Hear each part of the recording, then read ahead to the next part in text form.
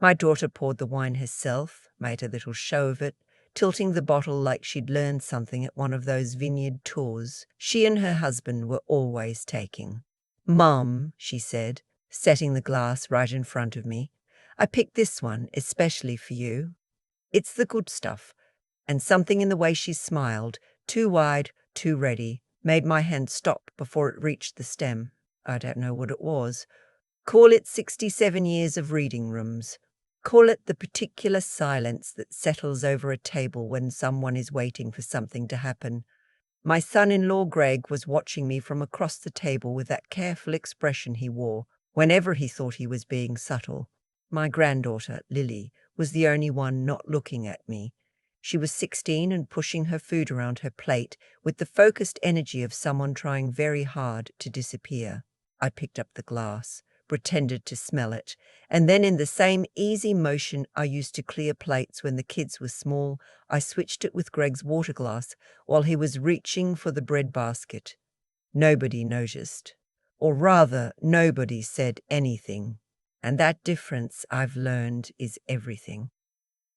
30 minutes later, Greg pushed back from the table and said his head was swimming. He laughed it off at first, then he didn't. I stayed at the table while my daughter fussed over him in the kitchen, her voice pitched low and urgent. Christmas music was still playing from the little speaker on the counter. Silver bells. I sat with my hands folded in front of me and thought about what kind of woman I had raised. Then I thought about what kind of woman I still was. My name is Judith, and I am 67 years old, and I have been a retired high school English teacher for 4 years, a widow for 2, and apparently a target for longer than I care to admit. The house where we were celebrating Christmas that year was mine. Has been mine since 1988, when my late husband Ray and I bought it for $94,000 and thought we were out of our minds for spending so much. 3 bedrooms, a sunroom, a kitchen big enough that the whole neighborhood used to end up in it on holidays. Ray died of a stroke in January 2 years ago, and I have lived here alone since then, which everyone agrees is a shame and a risk, and a sign that I probably need more help than I'm willing to ask for. My daughter's name is Becca. She is 42 and married to Greg, who sells commercial real estate and has strong opinions about wine, financial planning, and what older women should do with houses they can no longer maintain on their own.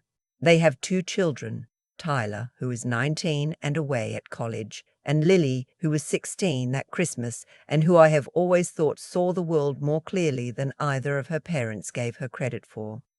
Becca and Greg had been attentive in the months since Ray passed, calling more, visiting more, bringing casseroles I didn't ask for and staying to look around the house in a way that reminded me of how people walk through open listings. Greg had twice mentioned a financial advisor he thought I should meet. Becca had twice mentioned that the upstairs bathroom needed work, and maybe it was time to think about something more manageable. I thanked them and changed the subject. I was not ready to have that conversation, and I said so, gently more than once.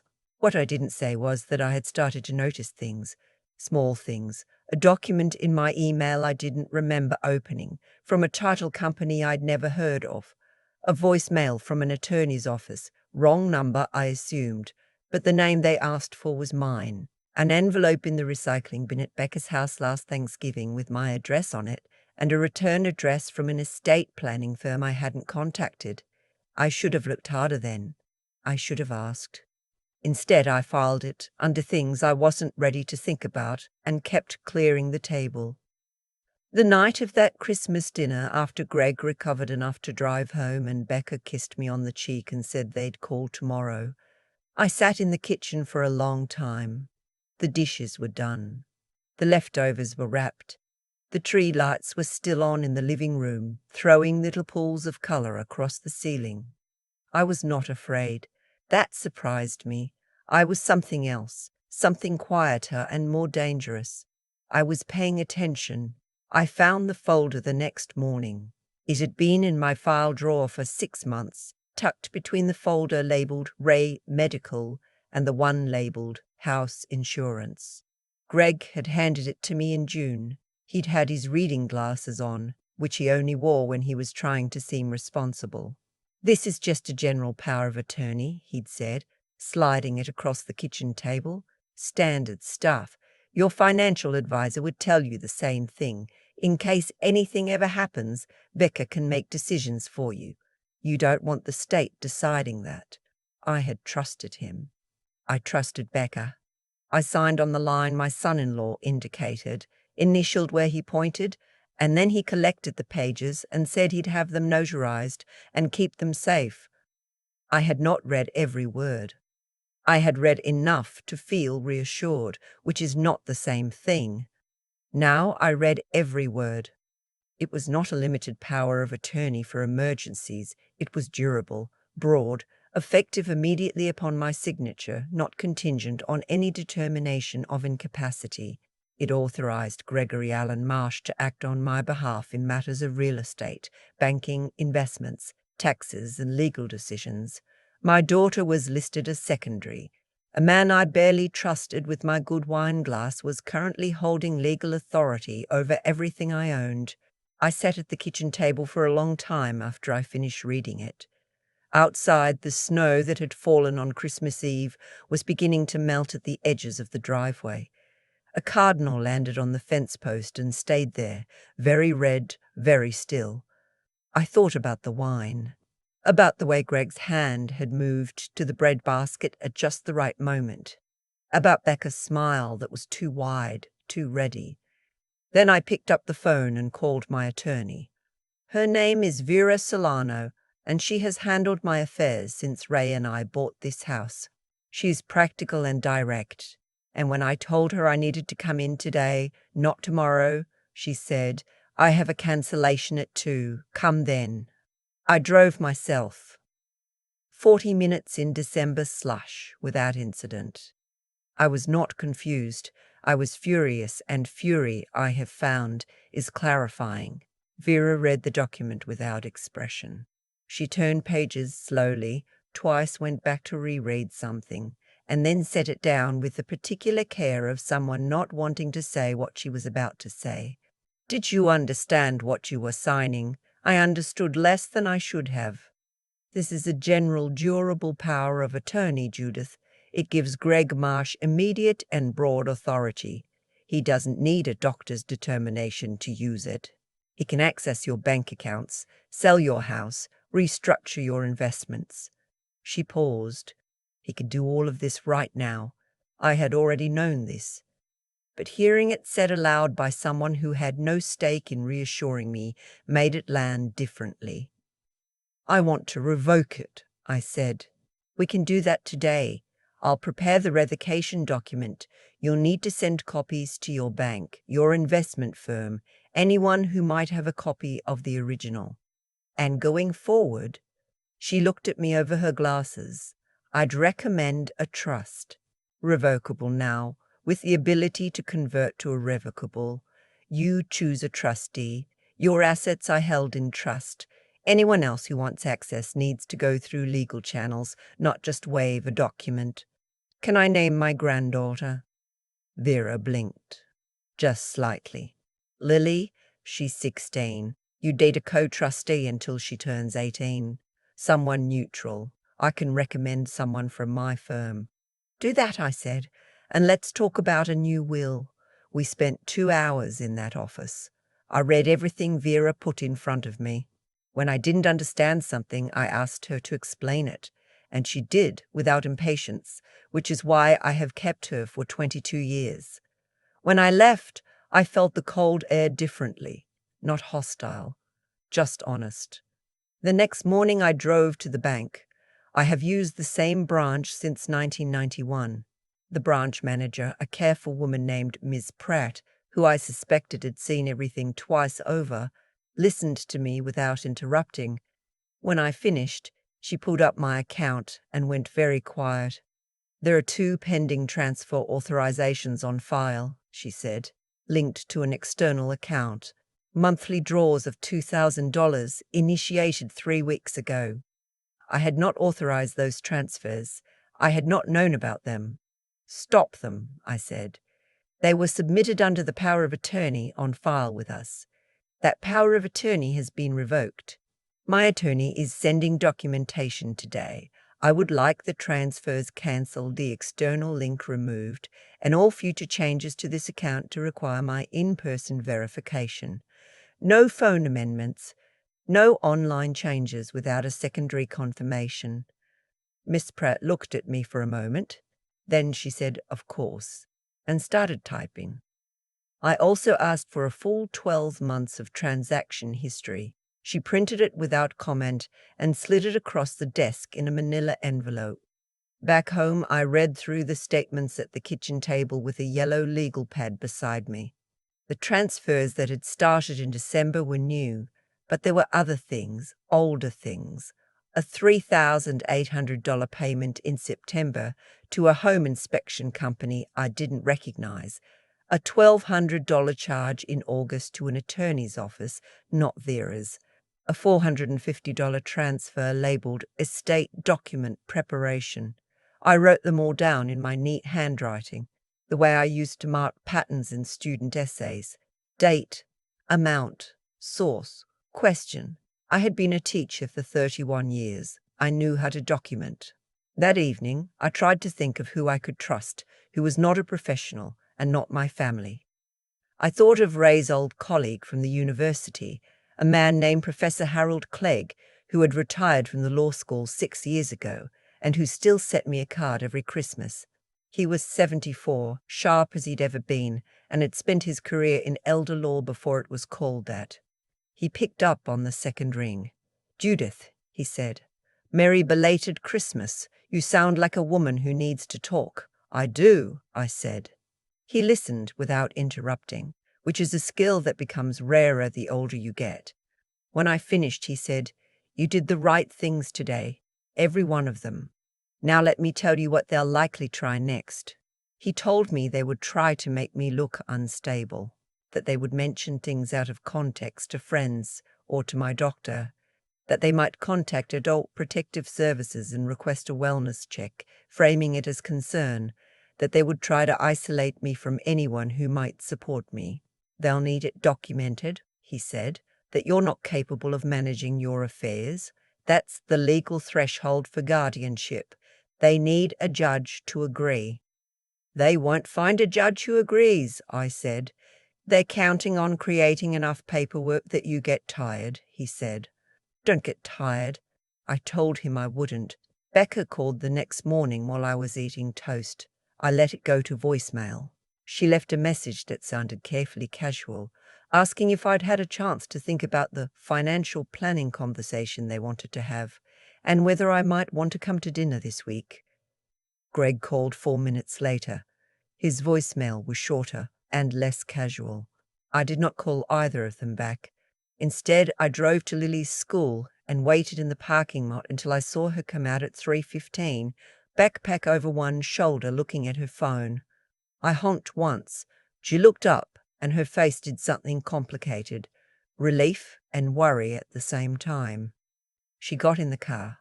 "Grandma," she said, "I've been wanting to call you." "I know," I said.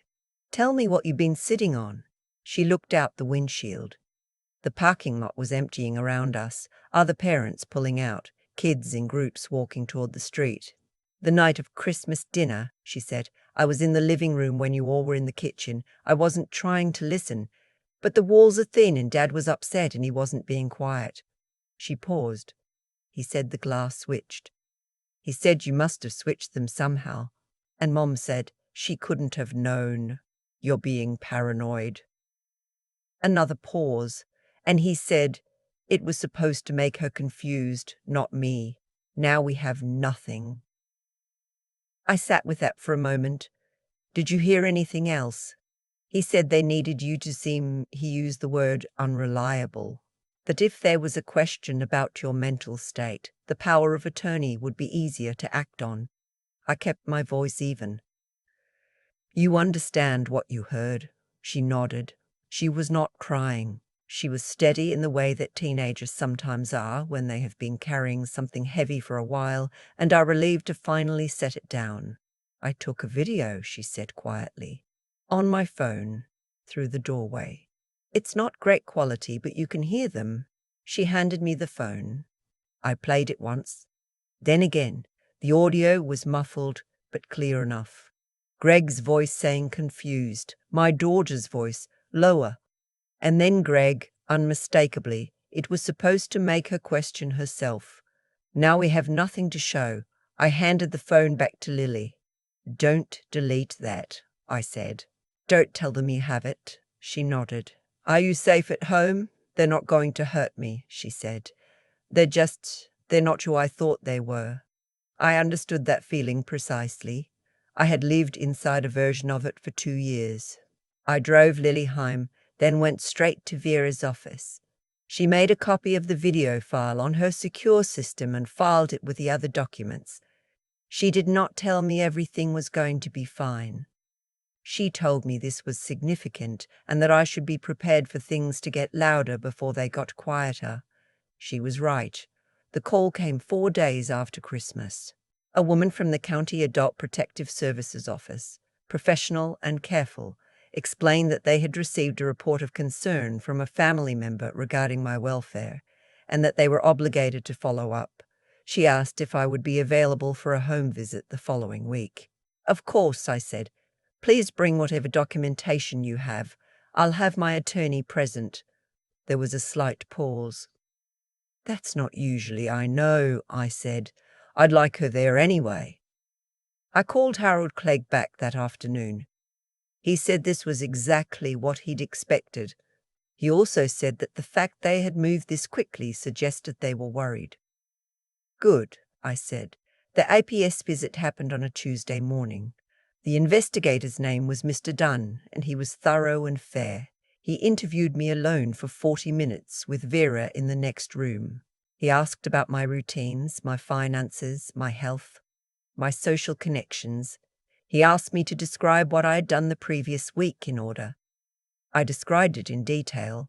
I named the restaurants, the grocery stores, the specific books I was reading and what I thought of them. I mentioned the chess move I'd made by email against a retired engineer in Portland who I'd been playing correspondence chess with for 11 years. Mr. Dunn made notes. He did not seem like a man who had been expecting to find a woman in distress. When Vera came back in at the end, he said to both of us, I don't see a basis for proceeding with any protective action. The report appears to reflect a family dispute rather than a welfare concern. He paused. I would suggest filing a response just to have it in the record. Vera had the response drafted before he left the driveway. That night I sat in the kitchen with the radio on low. Ray had liked it that way, and I'd never broken the habit, and I went through everything again. The revoked power of attorney, the cancelled transfers, the trust documents drafted and signed, Lily's video copied and secured, the APS visit closed without action. I thought about what Harold had said. They're counting on you getting tired. I was not tired. I was building something. 2 weeks into January, a letter arrived in an envelope with no return address. The paper was expensive, the tone measured and cold. It said that my recent behavior had caused significant distress to my family, that my accusations were unfounded and potentially defamatory, and that any further interference in matters related to estate planning would be met with legal action. It was not signed. I read it twice. Then I placed it in the folder I had labelled with their names. I wrote back on plain paper, 1 paragraph. All prior authorizations granted to Gregory Allen Marsh and Majeka Marsh have been formally revoked and are documented with my attorney and my financial institution. Any further communication regarding my assets or estate should be directed to Vera Solano, attorney at law. Any further attempts at contact will be treated as harassment. Judith. I mailed it certified. Then I called Vera and told her what I had done. Good, she said. 2 days later, I contacted a journalist. Her name was Sharon Chen, and she had written a series the previous spring for the city paper on financial exploitation of older adults. I had read every piece. I introduced myself by email and said I had a situation that might be relevant to her reporting, and that I was not ready to go on record, but wanted to be in contact. She wrote back within the hour. We met for coffee at a diner I liked, 3 blocks from my house. She was direct and careful, and took notes on a yellow legal pad, which I respected. I told her the broad outlines. She asked good questions. We agreed to stay in touch. The month that followed was quiet in the way that something is quiet, because the other side is recalibrating. Greg left 2 voicemails. I didn't return them. Becca sent a card, handwritten, that said she was worried about me and that she hoped we could talk. I put it in the folder, and then Lily called. "Grandma," she said, and her voice had that quality again, the one that meant she had been sitting on something. "Mum told me this morning that I'm not allowed to have contact with you." She took my phone and went through it looking for our texts. I sat down slowly. "Are you calling from school?" "A friend's phone." "Yes." "Okay," I said.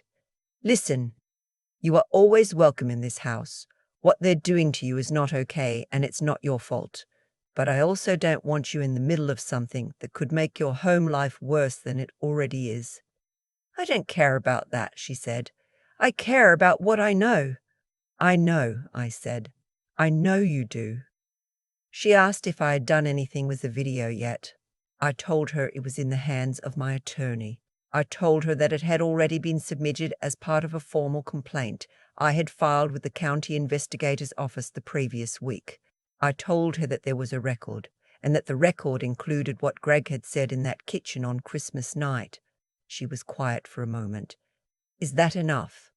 "It might be enough to open a criminal investigation," I said. "It might not be enough for charges.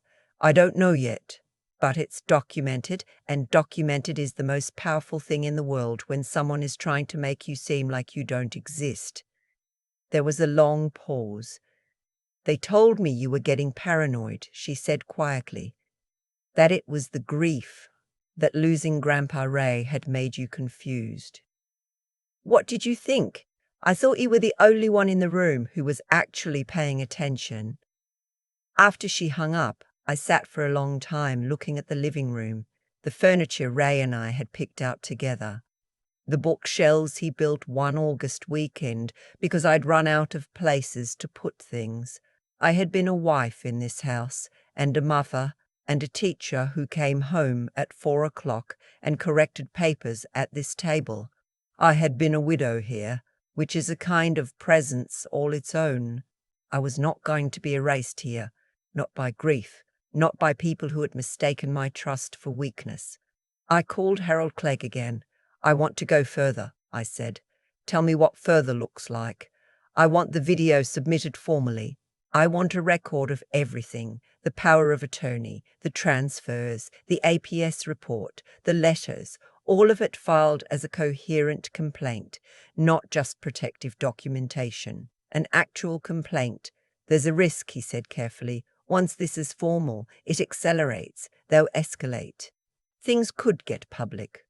"Good," I said. "Let them be public." He was quiet for a moment. Then, "All right. I know the right person at the DA's office. I'll make a call." The following week, I met with an investigator from the county district attorney's office. Her name was a Ms.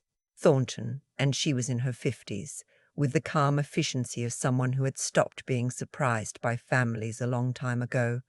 She reviewed everything I had brought: the financial documents, the revocation filings, the APS report, and Lily's recording, without expression. When she finished, she looked up.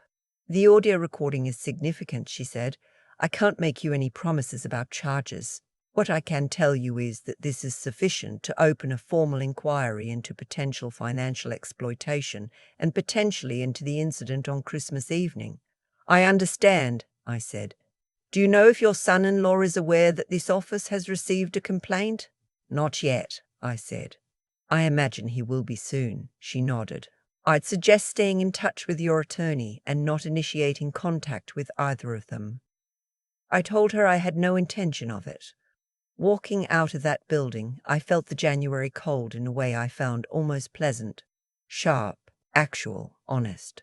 That evening, I set the table for one and made myself a proper dinner. roast chicken, which takes effort and which I always made better than I let on when there were people to impress. I poured myself a glass of wine I chose myself from a bottle I opened myself, and I ate slowly, listening to the radio. The phone rang once during dinner. Greg. I watched it ring, and then I watched it stop, and I cut myself another slice of chicken. 3 days later, Lily arrived at my front door on a Saturday morning with her backpack over one shoulder and a duffel bag in her other hand. She had taken a ride share from home, alone, at 7 in the morning. I need to be somewhere they aren't, she said. I held the door open. I made her scrambled eggs and toast. We sat at the kitchen table, and she talked for a long time about what the last month had been like in that house. The arguments, the new locks on the filing cabinet, her father's long phone calls behind closed doors, her mother's brittle cheerfulness that crumbled whenever Lily asked a direct question. They told me what they did was for your own good, she said, that you'd thank them eventually. What do you think? She shook her head slowly. I think they did it for their own good. And they told themselves a story about you. I looked at this girl across my kitchen table, 16 years old, who had driven herself across town on a January morning to sit in her grandmother's house and tell the truth. You know, I said, I have been thinking about what I want to do with this house. Not sell it. I'm not going to do that. But I updated my will last month, and I've established a trust. And I wanted you to know that whatever happens with your parents, with the legal situation, with any of it, there is something here that belongs to you. She looked at me carefully. What do you mean? I mean that I'd set aside money in a custodial account in your name for school, for whatever comes after school. It's locked. Your parents can't touch it, and this house, when I'm gone, is going to someone who never tried to take it from me while I was still in it. She pressed her lips together and looked down at the table. When she looked up, her eyes were wet. You didn't have to do that. I know, I said. That's exactly why I wanted to. We sat together until noon, when Becca called Lily's phone twice in a row. Lily looked at it, then at me. Go, I said. You need to manage your life at home. Don't fight them on this. Not yet. Let the process do what it's going to do. She nodded and gathered her things. At the door, she hugged me the way she used to when she was small, both arms, face pressed into my shoulder. I'm not going to let them make me think you're someone you're not, she said. I know, I said. I never thought you would. The call from the DA's office came on a Thursday afternoon in February. Miss Thornton told me that the inquiry had moved to a formal investigation, that Greg had been contacted, that a financial forensics review had been requested on my accounts from the period covered by the power of attorney. She said she couldn't share details, but wanted me to know the process was moving. I thanked her and hung up and stood in the kitchen for a moment, the same kitchen where I'd signed that folder in June, where I'd sat with the lights off on Christmas night listening to my own thoughts. The cardinal was back on the fence post, or one very similar to it. The house around me was quiet, in the way it only gets in winter, when there is snow on the ground and the street traffic slows and every small sound. The clock, the refrigerator, the heat coming on is distinct and present. Becca had not called in 3 weeks. Greg had left one voicemail that said, in a voice I barely recognized, that he hoped I understood what I was doing to the family. I listened to it once and added it to the folder. I was not angry at my daughter. I want to be precise about that, because anger would have been simpler. What I felt was something more like sorrow, and underneath it, something that had hardened past feeling. She had looked at me and seen an asset with a mortgage. She had let her husband make a plan, and she had gone along with it, and she had handed me a glass of wine at Christmas with her hands and a smile, and somewhere behind her eyes the knowledge of what she hoped would happen. I did not know how to forgive that yet. I was not sure I needed to. What I knew how to do was stand in my own kitchen, make my own tea, read the newspaper, do the crossword, write a letter to the retired engineer in Portland about the chess match, which I eventually won. What I knew how to do was be a woman who had not been taken, in a house that was still mine. Lily texted me every few days, short messages. A photo of a bird she'd spotted. A question about a book she was reading for class. Once just, "You good?" I wrote back, "Better than good." And that was true. It was the truest thing I had said in years. Not in spite of what had happened, but because of it. Because on the other side of being seen clearly for what you are, a woman alone, aging, grieving with an estate worth taking, was the knowledge that I had also seen them clearly, and I had not looked away. I had asked a question with a wine glass, and the answer had been enough. The spring came slow that year, the way it does in this part of the country, grudging in grey until 1 week in April, when it simply decides to be warm and stays that way. I opened the windows in the sunroom for the first time since October and sat there one morning with my coffee and a book. I wasn't really reading, listening to the neighborhood come back to life. I thought about Ray. I thought about what he would have said about all of it, and I think he would have been angry in the way that quiet men get angry, deeply and without theater, and then he would have told me I handled it exactly right. He always trusted my instincts more than I did. I was working on trusting them myself. The investigation was ongoing. Vera was in regular contact with Miss Thornton's office. Harold Clegg checked in every 2 weeks. Sharon Chen had reached out again to say she was planning a follow-up piece for the fall and wanted to know if I'd be ready to talk on the record by then. I told her I'd think about it. What I knew in that sunroom, with the windows open and the coffee cooling and the light coming in at the angle it only reaches in April, was that I was not waiting for anything to be over. That was not the right frame. What had happened was not something that ended and then left you standing in the wreckage. It was something that changed the way you stood. I was not the woman who had signed that folder in June. I was not the woman who had turned away from the title company email because I wasn't ready to look. I was someone who had looked hard at the hardest thing, that the people you love are not always the people you know, and had stayed standing. The phone buzzed on the table.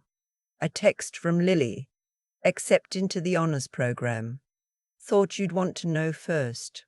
I set down my coffee cup. I wrote back, "I'm so proud of you. Lunch this week, 3 dots. Then, Saturday, I wrote. I'll make the good soup." I set the phone down and looked out the window at the yard, the maple tree, the fence where the cardinal sat in winter. The yard where I had pushed a stroller and grown tomatoes and buried a cat and sat with Ray on summer evenings when neither of us felt like talking, and that was perfectly fine. Mine. Still mine. And no one, not anyone, was going to talk me out of that. I have thought a lot about that cardinal on the fence post, the one that sat there in December while I was reading The Power of Attorney for the second time, the real time. The time I actually understood what I was looking at. It didn't do anything remarkable. It just stayed. Very red, very still in all that grey and white. And I think that's what I was trying to do, in my own way. Just stay. Just be present in my own life long enough to see it clearly. What I've learned, not from books, though I taught enough of them, is that the people who take from you rarely think of themselves as thieves. Becca told herself she was helping. Greg told himself he was being practical. They built a story where I was the problem to be managed, and I think they almost believed it. That's the thing about self-deception. It requires a certain intelligence, turned in the wrong direction. You have to be clever enough to construct the lie and committed enough to live inside it. I was not clever in the right ways for a long time. I trusted signatures I hadn't read and smiles I hadn't questioned. I filed away warning signs because looking at them would have required me to do something difficult, and I was tired from grieving. And tired people take the easier path. That's not weakness. That's human. But there comes a point where you have to decide whether you're going to keep taking the easier path or whether you're going to pick up the folder and read every single word on every single page. I picked up the folder. What happened after that wasn't magic.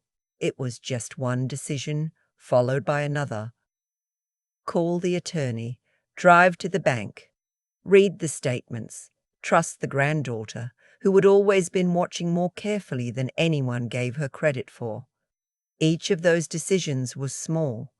None of them felt heroic in the moment, but they accumulated into something solid, something Greg and Becca couldn't move, no matter how many letters they sent, or voicemails they left, or wellness checks they tried to arrange. And Lily. I keep coming back to Lily. She was 16 years old, and she sat in a car in a school parking lot and told me the truth when it would have been so much easier and so much safer to say nothing. That took something I don't have a simple word for, a kind of moral seriousness that most adults spend their whole lives avoiding. She knew what she knew, and she didn't pretend otherwise. I hope she carries that with her.